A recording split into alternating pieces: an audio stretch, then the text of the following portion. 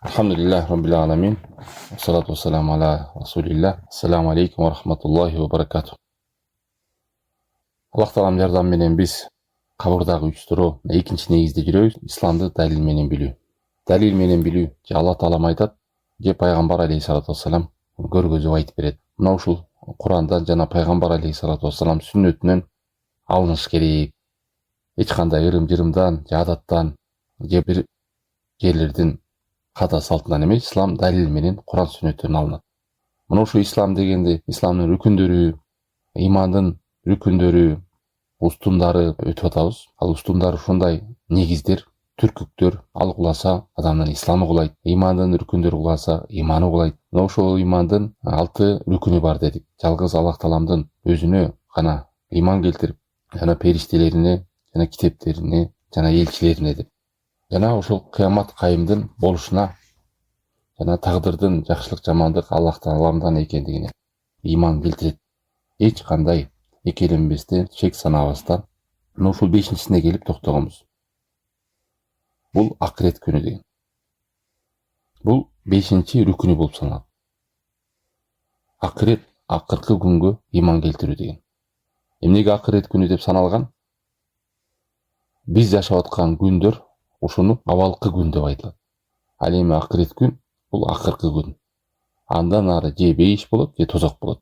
Ошон үчүн бул дүйнөдөгү күндөрдөн кийинки болгон күндү акырет күн дейт, акыркы күн. Андан ары адамдын тагдыры же бейиш менен, же тозок менен чечилет.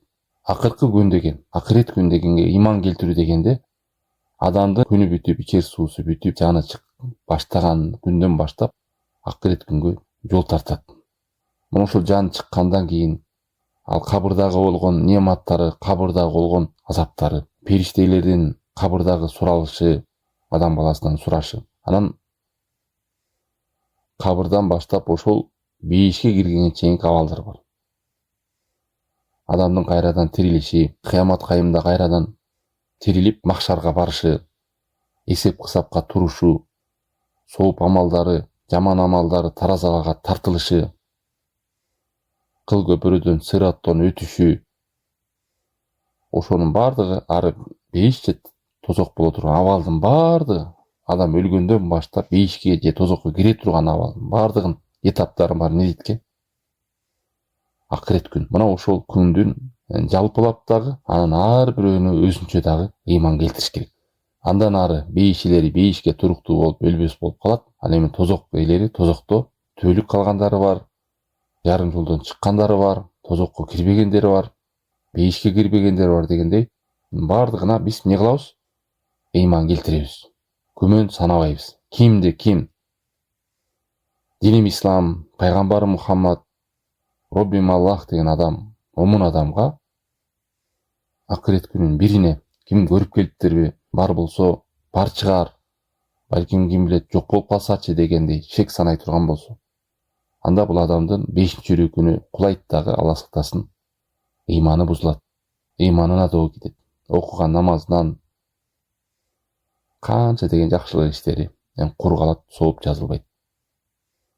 Мына муну алымдар ижма менен айтып келишет, белгилүү. Анан 6-чысы, бул ушу имандын акыркы түркүгү, бул тагдырга иман келтирүү.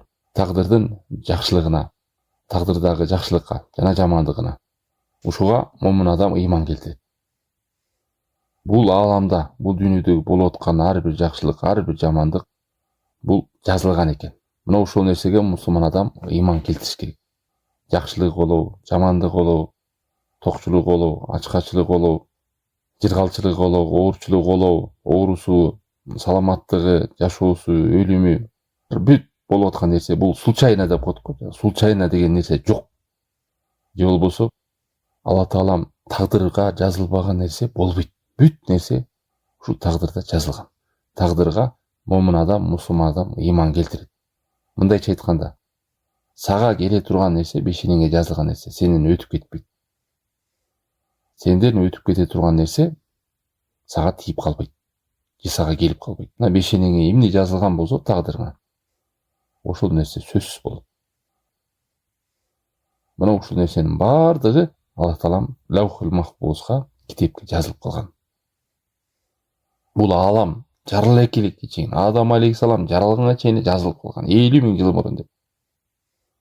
Алла Таалам да Куранда хадис сүрөсүндө 22-аятта ма асаба мин мусибатин фил арди вала фи анфусикум илля фи китабин мин qabli an nabra'aha inna zalika ala Allahi yasir. Жер бетиндеги ар бир кандай гана мусиба болбосун. Мусиба деген бир кыйынчылыктар.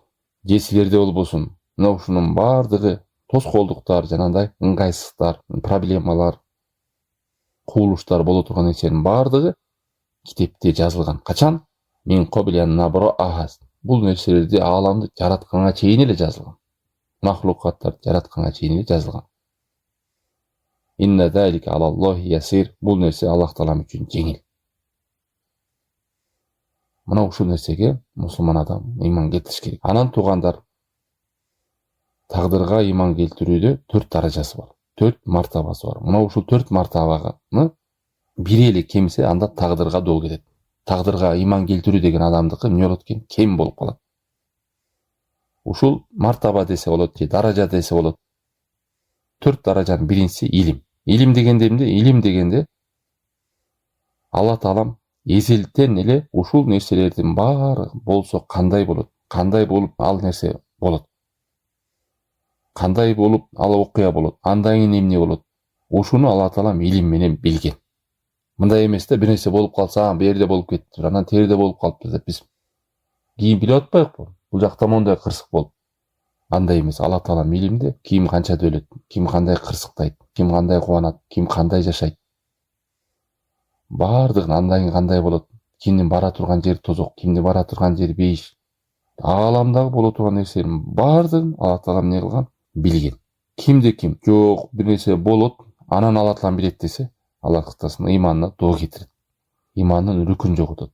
Бул ушул тагдырдагы ыйман келтирүүдөгү даражанын биринчиси. 4 мартаба бар деп едик, ошонун биринчиси. Экинчиси бул Алла Таалам лаухул махфузга бардыгы жазылганына ыйман келтиребиз. Бүт нерсе жазылган. Жазылбай калган нерсе жок. Канча жашайт, кимге үйлөнөт, канча бала болот, эмне кылып кырсыктайт, кандай жашайт, канча рызкы жейт, качан өлөт, өлсө кабыр азабы болобу болбойбу ал адамга? Сураксыз киреби же сурактуу менен киреби? Каяка кирет, тозок киреби, бейиш бактылуу жашайбы же бактысыз жашайбы? Кайгыда жашайбы, сүйүнүчтө жашайбы? Ушунун бардыгы ар бир адамдын тагдыры жазылган. Жазылбай калып, случайно болбогон нерсени адам рамкадан чыгып кетип, андай жок. Бүт нерсе болгон. Хадис сүрөсүнүн 22-аятында ма асаба мин мусибатин фил ард вала фи анфусикум илля фи китаб. Кандай гана бир мушкул, проблемалар, окуялар болбосун, мейли ал жер бетинде, же силерде болбосун, ал нерсе китепте жазылган дейт. Мында кайсы китепте? Аллаухул махфуз деген бүт тагдырлар жазылган, 50.000 жыл мурун жазылган китеп бар. Мына ошол жерде Аллах Таалам бүт нерсени жазган. Бул Абу Давуд Тирмизиде келген хадисте да айтат, эмне дейт? Аввалу ма халакаллаху калам. Эң биринчи Алла Таалам калемди жараткан. Андан кийин калемге Алла Таалам айтты. Сен жаз деди. Эмнени жазам дегенде айтты. Кыямат кайымга чейин боло турган нерсенин бардыгын жаз деген.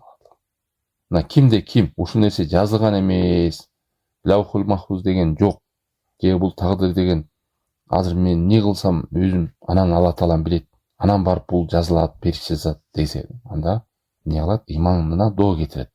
Тагдырга ыйман келтиргенин жокко чыгарган болот. Бул жазылуусу. 3-чү мартабасы Алла Тааламдын каалоосу ичке ашат. Кайсыл гана окуя болбосун, кайсы нерсе болбосун, лаухул махфузда жазылуу деп эдикпи? Мына ушул жазыла турган нерсени Алла Таалам башында каалаган. Алла Тааламдын каалоосу менен, илим менен жазылган. Ошол кезде Алланын каалоосусуз эч нерсе болбойт. Аллахтын каалоосуз эч нерсе жазылып калган эмес. Бүт нерсе Алла Тааламдын ирода, каалоосу менен жазылган жана Алла Тааламдын каалоосу менен, уруксаты менен ушул ааламдагы окуялар болуп турат.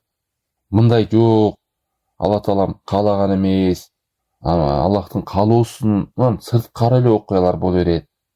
Мындай десе, анда тагдыр болгон ыйманда эмне кылат? Капыр болот, Алла сактасын. Же ыймандан ажырайт. Анан 4-үнчү мартабасы бул Алла тааламдын каалап, жазып, билип, мына ушул нерсенин бардыгын Аллаху холику кулли шей жараткан. Аллах таалам каалады, жаратты, пайда кылды. Себеби бүт Аллахтан башка нерсенин баары эмне болот? Махлук болуп саналат. Адамдарды Алла таалам кандай жараткан болсо, алардын амалдарында, тагдырында мына ошондой кылып Алла таалам пайда кылды. Баарын өзү каалап, илим менен жазып койгон. Ыймандын 4 мартаба дегенде биринчи Алла таалам билген, жазган, каалаган, анан жараткан. Илим кыскача айтканда жазуусу, каалоосу, анан жаратуучусу деп койсоңуздар. Ушул төртөө биригип Аллах тааламга тагдырына ыйман келтирүүдөгү мартабалар. Ушул төртөө кемебестен толук болуш керек. Антпесе тагдырга ыйман келтирди болуп саналбай калат. Же илимине, же китебине жазылганына, же каалоосуна, же жаратуусуна кайсы бири кемий турган болсо, тагдырга ыйман келтиргени кемейт. Же болбосо кайсы бирине шек санай турган болсо, анда ыйманына доо кетирген болот. Эмнеге? Себеби бул ыймандын рүкүндөрүн билүү. Ыймандын кайсы бир рүкүнү болса, анда ыйман да толук кулайт. Ошол ыймандын акыркы рүкүнү эмне экен? Акыркы устуну. Бул тагдырга ыйман келтирүү болуп саналат. Эми ушул айтылган нерселерге автор айтпады, бул диндеги нерсе бүт далил менен болуш керек. Кыямат кайымда мындай болот экен, анан бирөө тигиндей мындай деп айтса, ал Курандан же пайгамбар алейхиссалату вассаламдын хадистен алып келиш керек. Эпостон, жомоктон, анан ушул ата-бабалар айткан экен, мындай дептир, анан тигиндей дептир деген ала жарабайт. Бүт нерсе гайып илимдери болуп, диндеги нерсе далил менен келиш керек. Же Алла таалам айтат, же пайгамбар алейхиссалату вассалам айтат. Мына автордон эми биз да далил сурайбыз. Ушул айтып аткан нерсеңизге кана далил десе, мына ушул ыймандын 6 шартына далилдерим деп кийинки жерде автору келтирип атат. Мына ушул жогорудагы айтып кеткен ыймандын 6 рүкүнүнө далил бул деп атат. Бакара сүрөсү 177 аят. Алла таалам айтат: "Лайсал бирра ан туаллу вужухакум кибалал машриқи вал магриб, валакиннал бирра ман амана биллахи вал яумил ахир вал малаикати вал китаби ван набийин." Бакара сүрөсү 177 аят. Ыймандын рүкүндөрүн айтып келип алды.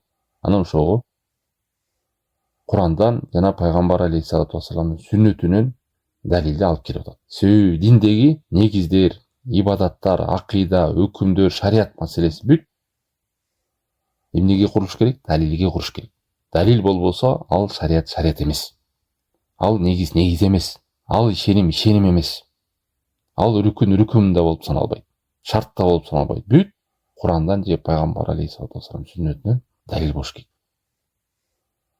Анан Алла таалам бул жерде лайсал бирран туалу вужухакум dedi. Жакшылык деген бул жүзүңөрдү буруп коюу эмес dedi. Жакшылык деген туугандар бул ар бир Аллахка жакында турган ишти жакшылык деп айтылат. Кайсы бир иш Аллахтын бейишине жакындатса бул жакшылык иш. Кайсы бир иш Алла тааламдын ыраазылыгына алып барса ал жакшылык иш. Мындайча айтканда, бүт сооп жазыла турган иштин бардыгы жакшылык болуп саналат.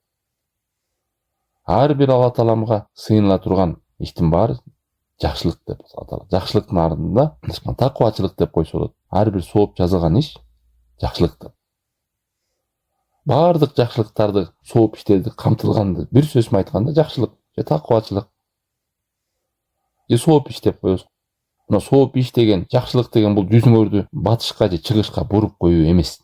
Эмнеге Алла таалам бул сөздү айткан? Себеби бул аяттын түшүнө бирден бир себеп, мурун мусулмандар каяка? Байтул Мактис, Кудуска карап намаз окушканда. Анан ушул аят түшкөн. Алла таалам пайгамбар алейхиссалату вассаламга вахий жүрөт. Бүгүндөн баштап силер каяка бурасыңар? Жүзүңөрдү Меккеге карап намаз окуйсуңар. Кабага карап. Дегенде яхудтар каяша сүйлөп баштады. Эмнеге Алла таалам аяка бурду? Анан бул нерсеге биз ынанбайбыз. Ушу Байтул Мактиске эле окуп жүрбөдүк беле? Ошол жака эле буруп жүрчүк. Биздин кыблабыз ошол жак болчу. деп текебелерин көгөрүп көрө албас артынан, ичтарлыктын артынан, бой көтөрүүнүн артынан эмне кылды? Бул өкүмгө моюн сунбады. Анан Алла Таала ушуларга жооп берип айтты: Истанкару хада ва жахаду мал илм аннахум я'ламун аннаху хак. Болбосо ушул нерсе акыйкат экенин булар билишкен. Бирок четке кагууга эмне түрткү болду? Текеберчилиги, ичтарлыгы, көрө албастыгы. Анан Алла Таала айтып атат: Лайсал бирран туwal wujuhakum jihatan min jihat min ghairi amrin min Allah. Бул жакшылык деген жүзүңөрдү бир тараптан бир жака буруп коюу эмес дейт. Валекиннар бирро, бирок чыныгы жакшылык деген, чыныгы сооп иш деген бул Аллах Тааламга моюн сунуу. Муну ким буйруду? Бир жака бурууну. Алла Таалам буйруп атпайбы? Кеп маселе тияка буруп койгон, бурбай койгон эмес. Силер кимге баш ийбей койдуңар? Кимдин өкүмүнө моюн сунбой койдуңар? Чыныгы жакшылык, чыныгы сооп деген иш кааласаңар, бул деген нерсе Алла Тааламдын буйругуна баш ийүү. Алла Таалам буйруду силерди Кааба жака бурулуп, кыблаңар, жаңы кыблаңар ушул болот, ушул жака бурулга деди. Мына ушул нерсеге баш ийүү ушул жакшылык болчу. Ушул сооп иш болчу. Силер деген Аллахтын кулусуңар, буйруктарды аткарасыңар, тыйгандардан тыйыласыңар деп Алла Таалам буларды эмне кылып атат? Жемелеп атат. Мына ошо жакшылыкты көрөм десеңер, ушул жакшылык. Аллахтын буйругун аткаруу жакшылык. Аллах Тааламдын тыйган нерсени тыйылуу ушул жакшылык. Ошол чыныгы сооп иш. Алла Таалам силерге буйруду, жүзүңөрдү ушул жака бургула деди. Анда силерге важип парс болду бурулуу. Анан биз ушинтип эле келбедик белек. Ата балар ушинтип келген, ушул жака эле окуп келгенбиз. Эмнеге жаңы мыйзам болду? Эмнеге бияка бурулабыз деп булар эмне кылган? Көп сөз кылган. Бири көгөрүп, бири ичтарлыктын айынан, бири текебеликтин айынан. Арабтар өзүнүн жагына кыбла кылып алды. Биздин кыблабызды признавать этпей калды. Ушинтип эле келбедик беле. Түрлүү түркүн сөздөрдү сүйлөшкөн. Каяша сүйлөшкөн. Бул деген эмне? Напсисине ээрчүү жана жахилияда асабия деп коет. Урууга тартуу, өздөрүнүн кылып келген нерсесине тартуу. Кызылгандуулук деп коебу, эмне деп коет? Уруу кылып биз деген ак сөөкпүз, биз деген кыйын элбиз, биз деген ушинтип келгенбиз, биз деген адамдын заттын эң тандалган каймагыбыз, анан мындай тигиндей деп отуруп адам эмне кылат? Текебер болуп, акыйкаттан кур калып, Аллахтын карына түшүп калышты аласа. Ал эми Аллах Таала менен чынчыл болгон адамдын айланасы жүргөн абал кандай жүрөт? Аллахтын буйругунун тегерегинде жүрөт. Каяка буйрук келсе ошол жакта жүрөт. Аллахка каршы чыкпайт, каяша кылып сүйлөбөйт. Өкүм өзгөрдүбү? Өзгөрдү деп билет. Кылба дедиби? Кылбайм дейт. Аткар дедиби? Аткарам дейт. Пайгамбар алейхиссалату вассалам доорунда вахий түшүп турганда өкүмдөр өзгөрүп турган. Бул кимдин жакшылыгына? Момундар, мусулмандардын адамдарга Алла Таалам ырайым төгүү менен кээ бир өкүмдөрдү өчүрүп, жеңилдетип, ушундай чыгып турган. Мына ошол мусулман адам далилдин негизинде, буйруктун тегерегинде жүрөт деген ушул. Анан кече биз мынтип келбедик беле, эмнеге мындай кылып калдык? Себеби ошондой кыл деп Алла Таалам буйруду. Ошондой кыл деп пайгамбарга Алла Таалам каар берди. Болду, ошол буйрукка баш ийебиз. А бул яһудтар эмне кылды? Каяша сүйлөп, өйдө төмөн сүйлөп, көп сөз кылышты. Кыскасы жакшылык дегениңер, силер ойлогон жакшылык эмес, жакшылык деген бул сооп иш деген Кудайга баш ийүү, Кудайга моюн сунуу, айтканды аткаруу. Ошол айтканды аткарып, буйрукту аткарып тыйгандан тыйылып жүрсөңөр эле, силер жакшылыкта жүргөн болосуңар. Анан өзүңөрдүн жана биз моюн сунбайбыз, аяка бурулбайбыз, ушака эле бурулуп моюнубуз ушакты карап калат деген ошол жакшылык эмес дейт. Ошончо лайсал бирран туwal wujuhakum qibala al-mashriq wal-maghrib walakinnal birra man amana billah. Жакшылык деген бул жүзүңөрдү батышка же чыгышка буруп кой эмес. Чыныгы жакшылык, чыныгы сооп иш деген бул Аллах Тааламга ыйман келтирүү, акырет күнгө ыйман келтирүү, периштелерге ыйман келтирүү, китептерге ыйман келтирүү, пайгамбарларга ыйман келтирүү. Эгерде пайгамбарга ыйман келтирсең, анда эмнеге Мухаммад алейхиссалату вассаламды четке кагасың? Анда эмнеге моюн сунбайсың? Мына Алла Таалам ушинтип жемелеген. Мунун бардыгы Аллах Тааламга ыйман келтирүү, мына акырет күнгө ыйман келтирүү, аятта келип периштелерге, китептерге, анан пайгамбарларга. Бул аятта 5 эле рүкүндө эскелген. Бакара сүрөсү 170-аят. Тагдыр эскелген эмес. Анан автор о далил кадар деп келтир. Эми тагдырдын далили бул дейт. Камар сүрөсү 49-аят. Бул аятта эмне дейт? Инна кулла шейин халакнаху би кадар. Биз акыйкатта бардык нерсени тагдыр менен, өлчөм менен жаратып койгонбуз. Ушул тагдыр менен, өлчөм менен бардыгын билип, каалап, жазып, анан жаратып койгондугу бул Алла Тааламдын бүт нерсе кудуреттүү, иреттүү тартип менен бул алам жөн жаралбаптыр. Бир эрмектеп коюш үчүн эмес, же бир эмне деп коет, тажрыйба үчүн эмес. Бул Алла Тааламдын данышмандыгынан, бүт нерсе кудуреттүү экендигинен, бул алам жөн эле жаралбагандыгын экен. Мун деген чоң мыйзам, чоң максат, мунун артында аягы бейиш менен тозок адамдын бактысы үчүн чоң данышмандыктын бар экен кабар берет. Туш келди нерсе боло бербейт экен. Тагдыр маселеси Алла Тааламдын данышмандыгынын туу чокусун кабар берет. 6-рүкүнгө автор ушул аятты далил келтирет. Инна кулла шейин халакнаху би кадар. Биз акыйкатта бардык нерсени тагдыр менен, өлчөм менен жаздык.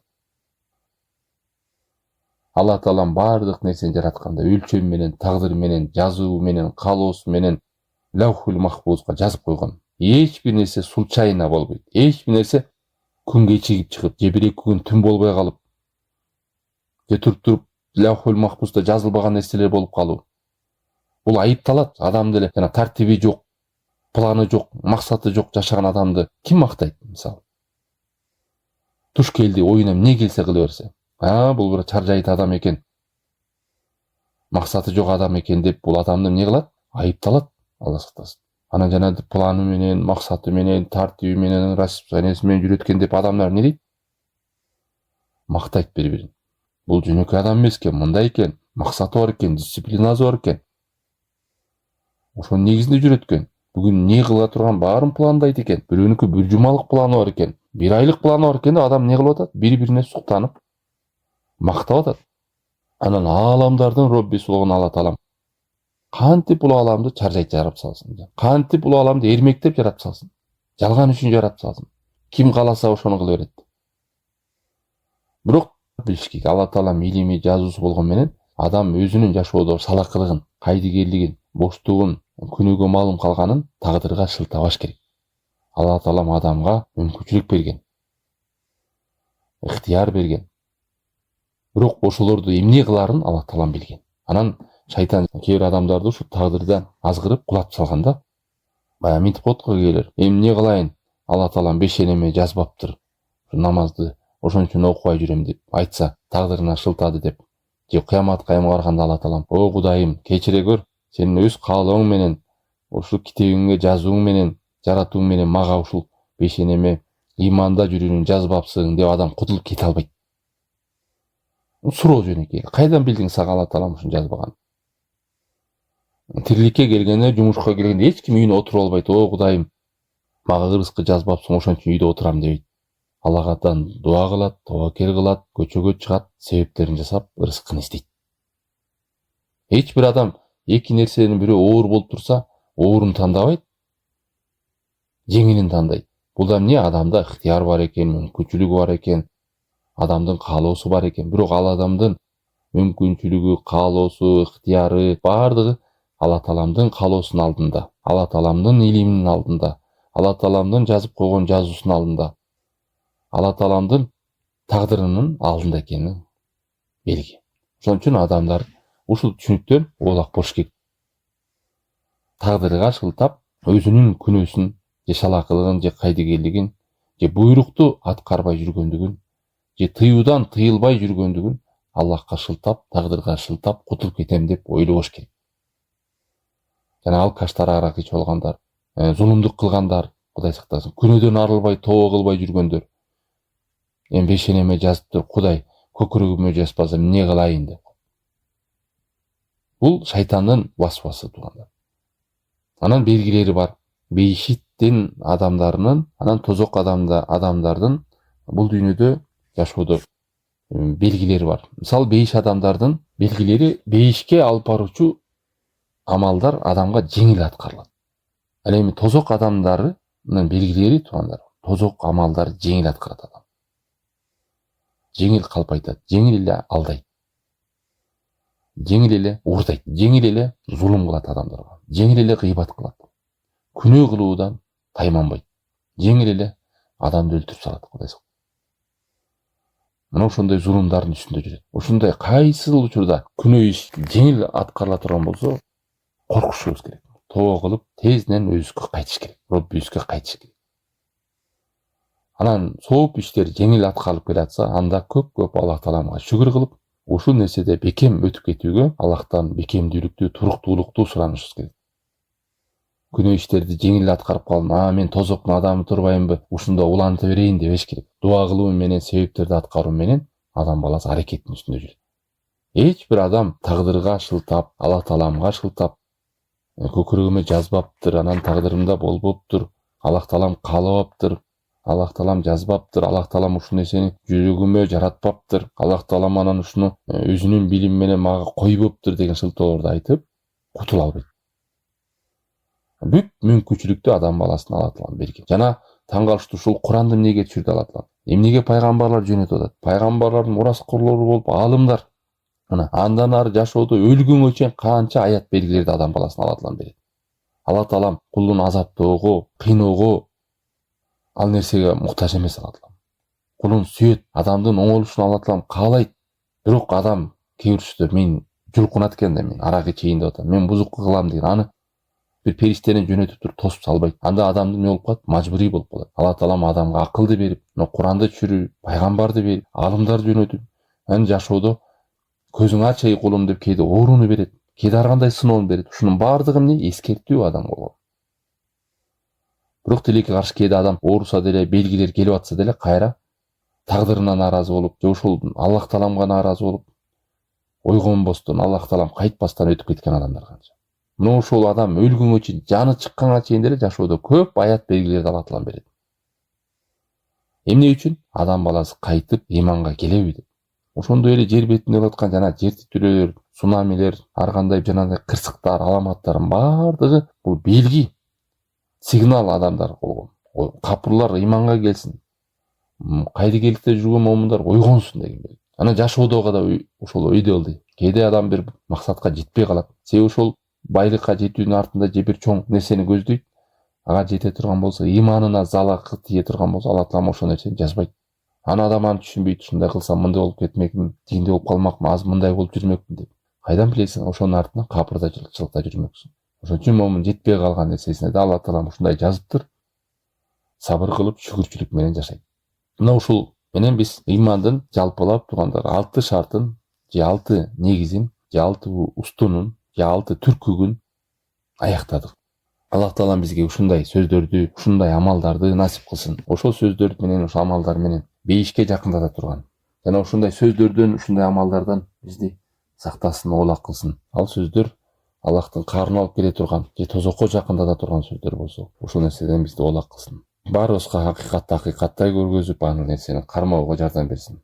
Пайгамбар алейхиссалату вассалам эмнени суранган болсо, биз да ошону суранабыз. Пайгамбар алейхиссалату вассалам эмнеден сактанган болсо, биз да ошол нерседен сактанабыз. Бизге Аллах Таалам пайдалуу илим, адал рызкы жана кабыл болгон амал насип кылсын.